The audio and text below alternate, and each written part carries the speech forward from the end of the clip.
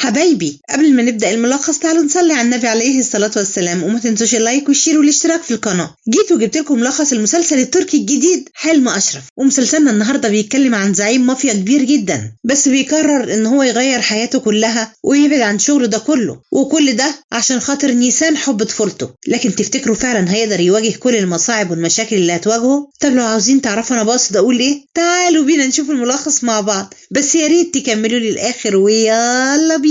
يبدأ مسلسلنا بأشرف زعيم المافيا وهو قاعد على كرسي المكتب بتاعه، وكل رجالته وكل اللي حواليه ميتين، وأشرف بيكون مصاب. لكن بالرغم من اللي هو فيه ده بيروح عند صورة نيسان، البنت اللي طول حياته محبش حد غيرها، وبيبص على صورتها وبيخرج بره المكتب، وبيبان ان حصل هجوم على القصر بتاعه. وبيحاول أشرف يوصل للعربية بتاعته، وأول ما بيوصل للعربية بيموت. وبيكون في واحد اسمه عمر هو اللي بيحكي قصة أشرف بعد موته، وبيقول ان أشرف ولد يتيم، وانه هو صغير سنة 2001 كان شغال عند واحد ميكانيكي، وكان بيحاول يصلح العربية، لكن بالصدفة بيشوف بنت جميلة جدا وبيحبها من أول نظرة، والبنت دي هي نيسان. ومن هنا بقى بتبدأ قصة حب من طرف واحد، وأشرف بيفضل طول حياته يدور عليها لأنه ما يعرفش عنها أي حاجة خالص، لأنه ما شافهاش غير المرة دي يا راجل. ومن كتر حبه فيها حتى وهو بيموت بيقرر انها تكون هي اخر حد يشوفها. وبنرجع فلاش باك قبل الحادثة، وبيكون أشرف رايح البار، وبيكون زعلان جدا ومهموم. واول ما بيدخل البار الكل بيسكت خالص اول ما بيشوفوه، لان طبعا أشرف له قيمة كبيرة قوي وسط كل دول. وبيقعد أشرف على الكرسي وبيشاور بايده كده للمغنية انها تكمل غناها يعني، وبيقعد يسمعها، وما بيكونش في دماغه اي حد غير رويا. ايوه صحيح، رويا دي هي البنت اللي أشرف سماها نيسان،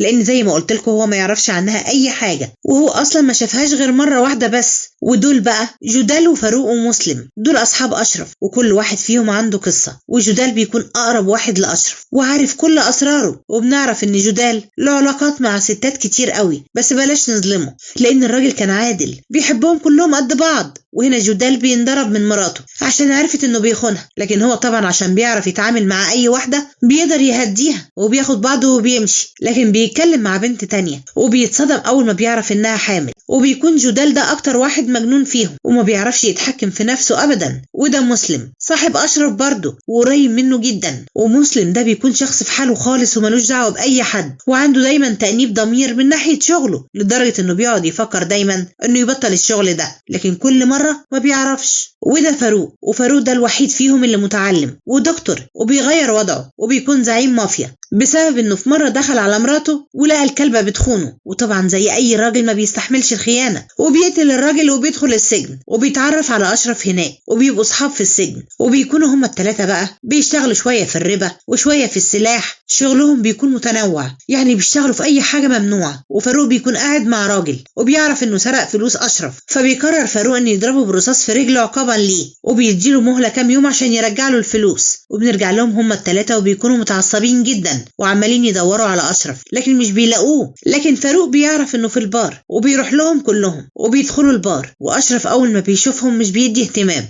وبيقعد يكمل سهرته عادي. وجودال بيتعصب وبيخرجوا بره يستنوه شوية، وبيخرج أشرف وبيركبوا العربية، وجودال ما بيستحملش تصرفات أشرف وبيقعد يتخانق معاه وبيزعقله وبيقول انت مش خايف؟ هو انت مش عارف احنا شغالين ايه؟ احنا شغالين في المافيا، حياتنا في خطر، البوليس من ناحية والناس اللي بتكرهنا وأعدائنا من ناحية تانية، وانت كل اللي همك انك تروح تسهر لي. وبيقول له هتفضل طول حياتك بتفكر في بنت انت اصلا ما شفتهاش غير مرة واحدة بس. وبيتخانق معاه وبيقول له يا اخي ده انت حتى ما تعرفش اسمها. وبيفوقه وبيقول له ان البنت دي ممكن تكون ماتت او اتجوزت او عايشة بره البلد، وبيقول له يفوق لنفسه بقى ويركز في شغل شوية ويفكر فيهم هما كمان. لكن أشرف بيفضل ساكت، وكل ده ما بيقولش غير هي كلمة واحدة بس، القلب ما بيحسش غير هي مرة واحدة بس، وبيبان عليه انه زعلان جدا ومتأثر بيها. وجودال بيقرر ان هو يسكت. ودي نيسان بنت بسيطة جدا وبتغني، وكل حلمها انها تبقى مشهورة والناس كلها تعرفها، وبتكون في مطعم بتغني فيه، وبتيجي عشان تاخد فلوسها هي وفرقتها، لكن ما بتقدرش انها تاخدها لان بيجي البوليس وبيقفل المحل، لان صاحب المحل ما بيقدرش يدفع ايجاره. وطبعا نيسان مش هتاخد فلوسها هي وفرقتها، وبيمشوا هم زعلانين وبيقعدوا كلهم يتكلموا على انهم امتى بقى هيبقوا اغنياء والناس كلها تعرفهم، وبيقعدوا يخططوا ويفكروا ازاي يقدروا يكسبوا فلوس وبيخلصوا كلام وكل واحد بيروح، ونيسان بتكون ماشية وبتقابل راجل اسمه خضر وبيكون بيعزف، وبتقوله نيسان انت مروحتش لحد دلوقتي ليه؟ وبيقول لها انه لازم يقف يشتغل لان عنده احفاد وانه عاوز يروح يجيب لهم بايك. ونيسان بتقرر انها تساعده وبتقف تغني معاه، وكل الناس بتعجب بصوتها وبيتجمعوا حواليها وبيصوروها وبيدفعوا لها فلوس. وخضر بيكون مبسوط جدا وبيشكر نيسان وبيديها فلوس، لكن نيسان بترفض وبتروح البيت وبتلاقي فواتير الكهرباء والإيجار وبتكون شايلة همهم جدا، لكن بتنسى كل ده أول ما بتشوف أختها عفراء نايمة. وتاني يوم الصبح أشرف وجودال وفاروق ومسلم الكل بيجهز نفسه علشان النهاردة يوم الأيتام، وده اسم المنظمة اللي عاملينها، وكل المشتركين فيها هيتقابلوا النهاردة وبيروحوا المطبخ عشان يفطروا. ودي بتكون حفيظة الست اللي بتهتم بيهم وبتعمل لهم الأكل وبيقعدوا يفطروا على السفرة. أما نيسان فبتصحى من النوم على صوت صاحب البيت اللي بيهددها انها لو ما دفعتش الايجار هيطردها من البيت وبيديها شهر كمان عشان تدفع الايجار، وبتكون زعلانه جدا. واول ما بتدخل اختها بتقول لها انها عاوزه تسيب الجامعه وتشتغل هي كمان، لكن نيسان بتكون رافضه الفكره دي وبتقول لها ان مفيش حاجه من دي هتحصل. واول ما نيسان بتفتح التليفون بتتفاجئ بفيديو ليها وهي بتغني امبارح منتشر جدا وناس كتير اتفاعلت معاه وبتكون مبسوطه جدا،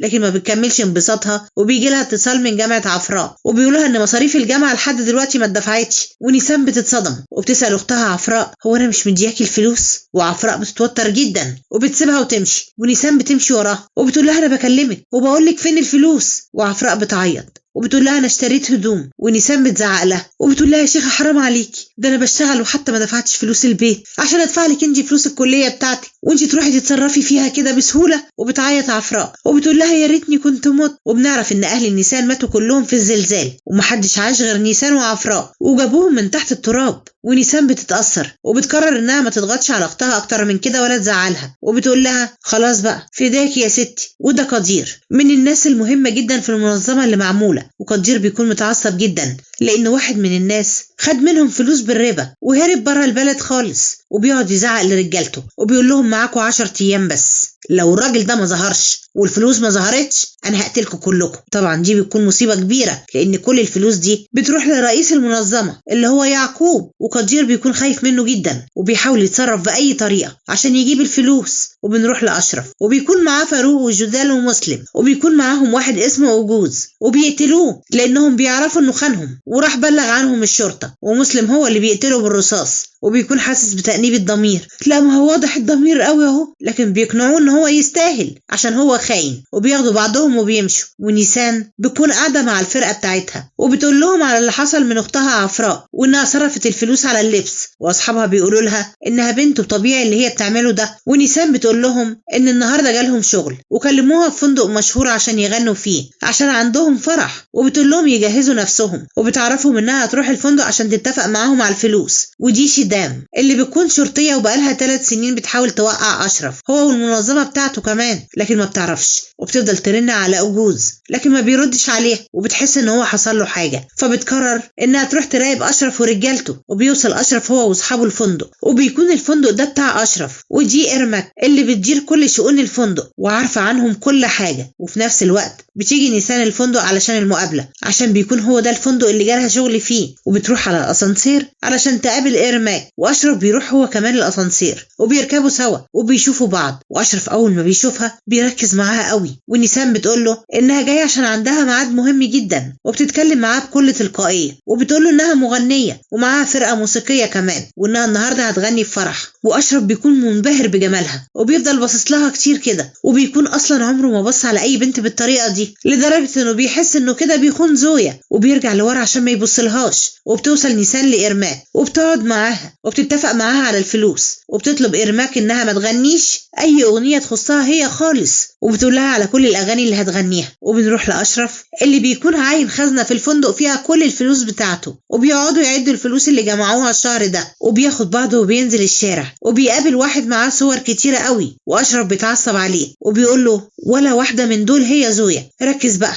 لأن ولا واحدة من دي زويا. وبتخرج نيسان وبيوقفها أشرف وبيقول لها انت عملتي ايه؟ وبتقول له انها خدت الشغل، وبيقول لها بس انت اكيد صوتك وحش لان لو صوتك حلو كان زمانك مشهورة دلوقتي. وبيستفزها بالكلام، وهي بتقول له الناس صوتها حلو بس حظها وحش، وبتتعصب منه وبتسيبه وبتمشي. وعلى الناحية التانية بتكون شيدام واقفة بتراقبه، وبتنزل من العربية وبتمشي شيدام ورا نيسان، وبتروح تكلمها وبتعمل نفسها انها تعرفها، وبتقول لها هو انتي زهرة؟ وبتقول لها نيسان لا انا مش زهرة، وبتعرفها اسمها. وهي بتكون عملت كده اصلا عشان تعرف اسم نيسان وتقدر تتحرى عنها. وبيوصل اشرف واصحابه مكان المنظمة، ومحدش بيدخل غير اشرف وبس، وده يعقوب، وبيكون هو رئيس المنظمة اللي عاملينها، والكل بيقول له يا بابا، لان المنظمة دي محدش بيدخلها غير الايتام بس. ويعقوب يعتبر هو باباهم، وبنعرف انه عنده كانسر، لكن بيقرر انه يخفي الموضوع ده عن اي حد. وبنروح لمركز الشرطة، وبيكون جاي شرطي جديد اسمه سردار، وبيجي سردار عشان يساعدهم في قضية أشرف والمنظمة. وبيدخلوا كلهم الاجتماع، وبتبدأ شيدام إنها تعرف سردار عن القضية والمنظمة، وبتقول له إن المنظمة بتتكون من 7 أشخاص، وبتقول له إن يعقوب هو الرئيس بتاعهم، والكل بيناديله ببابا. وتاني واحد هو جميل، وده اللي بيكون الدراع اليمين ليعقوب وبير أسراره. والتالت صادق،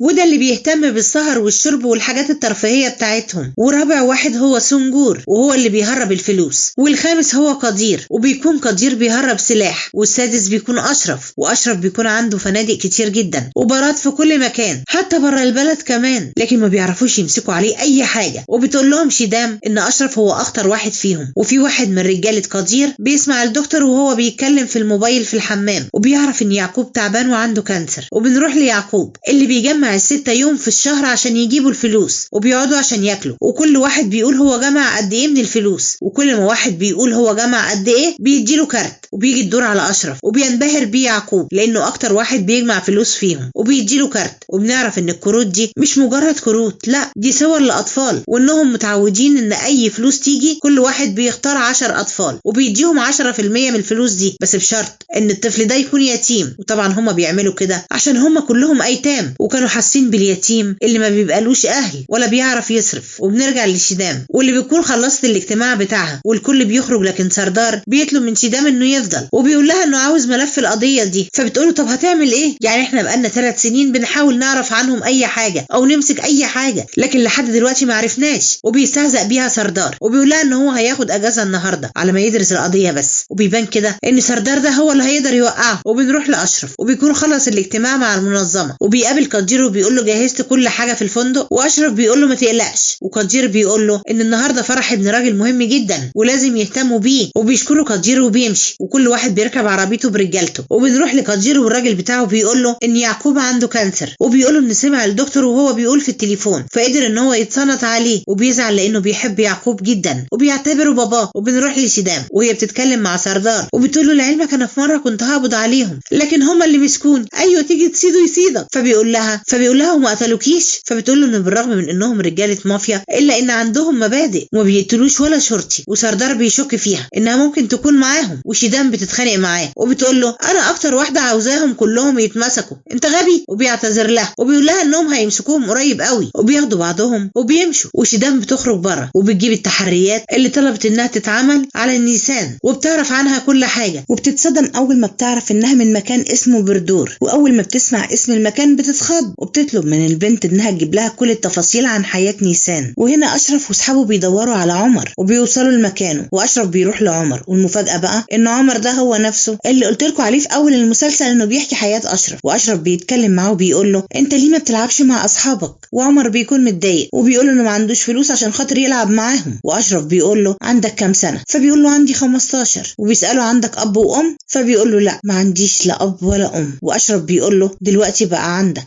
وبيسيبه وبيمشي. وعمر بيكون مستغربه جدا، وبيدخل أشرف هو وأصحابه لصاحب الملعب والمكان كله، وبيطلبوا منه إنه يبيع المكان ده، لكن صاحب المكان ما بيرضاش، بس هما بيضغطوا عليه. وأشرف بيقول له خلاص أنا هشتريه منك ب100,000 ليرة. وصاحب المكان أول ما بيسمع الرقم بيتخض وبيقرر إن هو يبيعه على طول. وأشرف بيقول له خلاص أنت هتبيعه للولد اللي هناك ده. وبيخرج أشرف هو وأصحابه، وصاحب المكان بيروحوا لعمر وبيقولوا له إن هو من دلوقت بقى صاحب المكان ده وعمر بيكون مش مصدق وبيقول لهم انتوا بتضحكوا عليا. فصاحب المكان بيقول له لا هو فعلا اشترى لك المكان ده ليك انت. وعمر بيكون مش مصدق نفسه وطبعا بيكون مصدوم. واشرف بيقول له من هنا ورايح انا بقيت ابوك وامك كمان. وبيطلب منه اشرف انه يرجع مدرسته ويدرس، لكن عمر بيقول له انه خرج من الدراسه من زمان. وفاروق بيقول له سيب الموضوع ده عليا انا ومالكش دعوه انت. وبياخدوا بعضهم وبيمشوا، لكن عمر بينادي لاشرف وبيجري عليه وبيحضنه وبيشكره وبيقول له ان اول مره يحضن حد وبيعيط جامد قوي. واشرف بيتاثر وبيقول له انت من هنا ورايح ما بقتش لوحدك واحنا معاك، وكل اللي في المنظمه واخدين على نفسهم عهد انهم مش هيسيبوا ولا يتيم في الشارع وانهم هيساعدوهم كلهم. وبنروح للنيسان، وهنا النيسان بتطلب من فرقتها انهم يجهزوا نفسهم عشان النهارده هيغنوا، وبتوريهم الفلوس وبتقول لهم انها هتروح البيت بسرعه عشان تدفع جزء من الفلوس اللي عليها، وبتاخد بعضها وبتمشي. وبنروح لقدير وبيتكلم في التليفون عشان يجيب معلومات عن موضوع يعقوب واذا كان فعلا عنده كانسر ولا لا، وفي تشابه في الاسماء مثلا، لكن بيتاكدوا من المستشفى ان يعقوب فعلا عنده كانسر وانه هيموت. وبيتاثر جدا، والراجل بتاع قدير بيقول له ان لو يعقوب مات كده اشرف هو اللي هيبقى رئيس المنظمه. وبيبان طبعا انهم كلهم بيحبوا اشرف، لكن بيتعصب قدير لانه بيحب يعقوب جدا وان هو خده وهو عنده 10 سنين وهو اللي رباه وكان حنين عليه جدا وان هو متعلق بيه وكل حاجه كانت كويسه قوي. وبيبان ان قدير بيغير من اشرف. وبنروح للنيسان اللي اول ما بتوصل البيت بتلاقي عفراء بتتكلم مع حبيبها جمال، وبنعرف ان النيسان ما بتحبش الولد ده خالص وشايفه ان هو بيستغل عفراء، وبتزعق لعفراء وبتطلب منها انها ما تكلموش تاني وتبعد عنه خالص. وبتدخل نيسان وبتاخد هدومها وبتمشي، وعفراء بتكلم جمال وبتخرج ورا نيسان وبتركب العربيه معاه وبتمشي. وهنا نيسان بتوصل الفندق هي والفرقه بتاعتها وبيجهزوا نفسهم علشان يطلعوا على المسرح. وفي نفس الوقت اشرف بيكون وصل للفندق وبيدخل يسلم على قدير وصاحبه، وصاحب قدير بيكون رجل اعمال مهم جدا اسمه عزة وبيسلم عليهم. واشرف بيروح يقف جنبه وبتطلع نيسان هي والفرقه، واول ما اشرف بيسمعها بيعجب جدا بصوتها وكل الموجودين بيحبوا صوت نيسان. وهنا شيدام اللي بتقدر تجيب صور نيسان وهي صغيره وبتتصدم اول ما بتشوف صوره نيسان وبتشوف الشمع اللي في رقبه نيسان، وبنعرف ان هي رويا اللي كان اشرف بيدور عليها من زمان. وبنرجع لاشرف اللي بيزهق وبياخد بعضه وبيمشي، ونيسان بتخلص الغنى بتاعها وبيجي واحد من رجاله عزت وبيطلب من نيسان انها تغني اغنيه، لكن نيسان بتقول له انا حقيقي ما اعرفش الاغنيه دي فمش هعرف اغنيها دلوقتي، لكن هو بيصر عليهم انهم يغنوها وبيضغطوا على نيسان انها تغني الاغنيه وبيديها فلوس،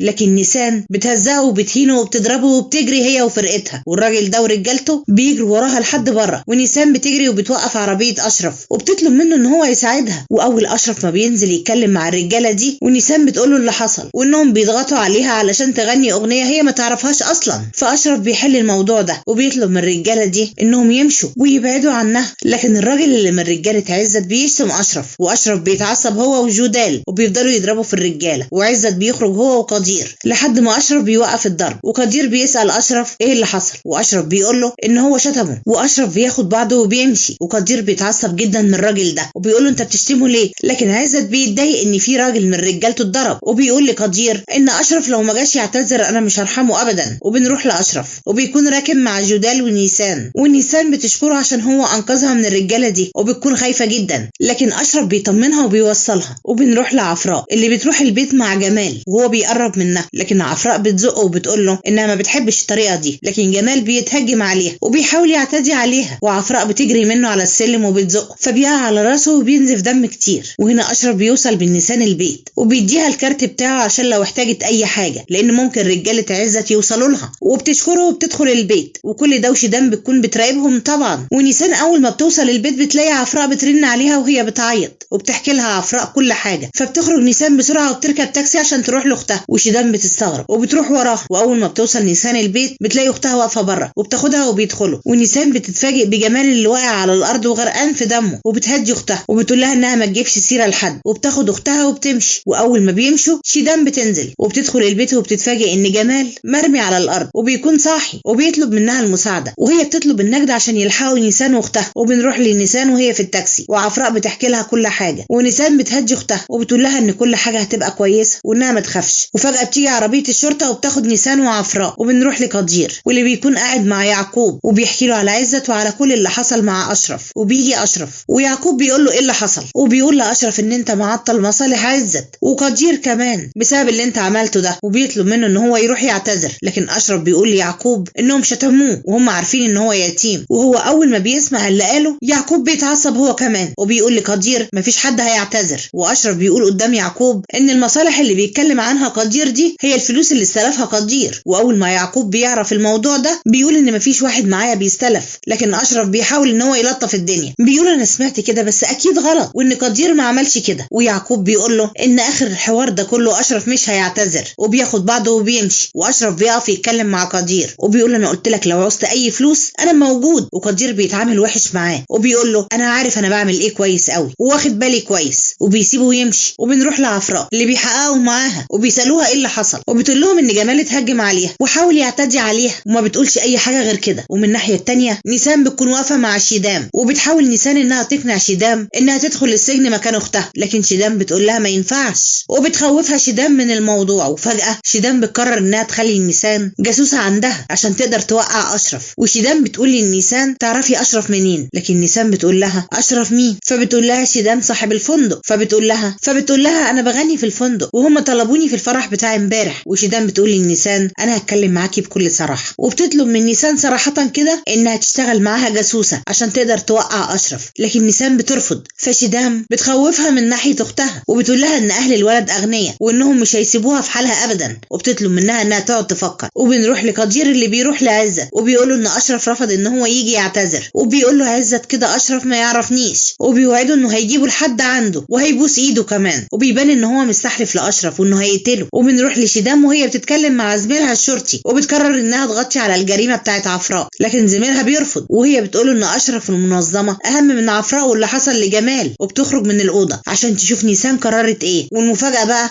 ان نيسان بتوافق وبتطلب منها شيدام انها تروح الفندق وتوافق على الشغل عشان تقدر تقرب من اشرف، وبتطلب من زميلها انه يخرج عفراء. وبتروح نيسان تغير لبسها عشان تروح الفندق، وهي ماشيه بيجي لها اتصال من زميلها وبيقول لها ان في واحد سمع صوتك على النت وعاوز يمضي معاكي، لكن نيسان بترفض وبتكون زعلانه جدا وبتفضل تعيط لان ده طبعا كان حلم حياتها، لكن بتستغنى عنه علشان اختها. وبتروح الفندق وبتطلب من ايمارك انها تشتغل، لكن ايمارك بتقول لها ان في حد تاني هيجي النهارده مكانك. فنيسان بتترجاها وبتطلب منها انها ما تعملش كده لانها محتاجه الشغل ده، وبتقول لها انا واختي ايتام ولازم اشتغل. فهي بتتاثر من كلامها وبتقرر انها تديها فرصه وبتديها الشغل. وبنروح لقدير والراجل بتاعه بيقول له ان عزت قرر يقتل اشرف النهارده، لكن قدير بيسكت ومش بيتكلم ولا بيدي اي رد فعل. وبنروح لاشرف وجدال بيطلب منه انه يخلي باله من نفسه لانه خايف لحسن عزت يعمل له حاجه، لكن اشرف بيطمنه. وهو ماشي بيقابل نيسان وهي خارجه من الفندق وبتقول له انها خلاص هتشتغل هنا، وبتقول له انت شكلك زعيم مافيا صح؟ وبيقول لها انت ذكيه جدا، وبتقول له لا ما هو باين عليك من اللي انت عملته امبارح. وبتفضل تساله انتوا قتلتوا مين تاني؟ وبيقول لها اشرف احنا ما بنقتلش غير الخاينين بس. فبتخاف نيسان وبتقول له طب انا همشي بقى، فبيطلب منها تركب معاه يوصلها، لكن هي بترفض وبتخرج بره، بس هو بيضغط عليها لحد ما بتركب معاه وبيوصلها. وشيدام بتقول ان اشرف خلاص هيقع وانه مش هيتوقع ان البنت اللي فضل يحبها طول عمره هي نفسها اللي هتوقعه. وبنروح لاشرف ونيسان اللي بيكونوا بيجروا، ورجاله عزت اللي عاوزين يقتلوا اشرف بيجروا وراهم، لكن اشرف بيحاول يقف وبينزل نيسان عشان تجري وبيطلع المسدس وبيضربهم بالنار، لكن للاسف اشرف بيتصاب بالرصاص. وبنرجع للماضي واشرف بيعرف فين مكان رويا وبيقرر ان هو يروح يعترف لها بحبه، لكن بيعرف ان اهل رويا ماتوا وانها عايشه في مزرعه مع راجل غريب وبيعاملها وحش قوي. واشرف بيقرر ان هو يروح يقتله عشان خاطر رويا، ومن هنا بتكون دي اول جريمه اشرف بيعملها. وبنرجع لاشرف اللي بيكون متصاب ونيسان بتروح له وبتكون متوتره جدا وخايفه ومرعوبه ومش عارفه تعمل له ايه. وبس كده لحد هنا وبتخلص اول حلقه في مسلسلنا. ولو عاوزين تعرفوا اللي هيحصل بعد كده استنوني في ملخص الجزء الجديد وانا مش هتاخر عليكم. ويا ريت كل اخواتي يواظبوا على الصلاه في مواعيدها. ولو عجبكم الفيديو يا ريت ما تبخلوش علينا باللايك، ولو اول مره تتفرجوا علينا يا ريت ما تنسوش تعملوا لنا اشتراك وتفعلوا الجرس عشان يوصلكم مننا كل جديد بنقدمه، وان شاء الله اللي جاي هيعجبكم اكتر واكتر.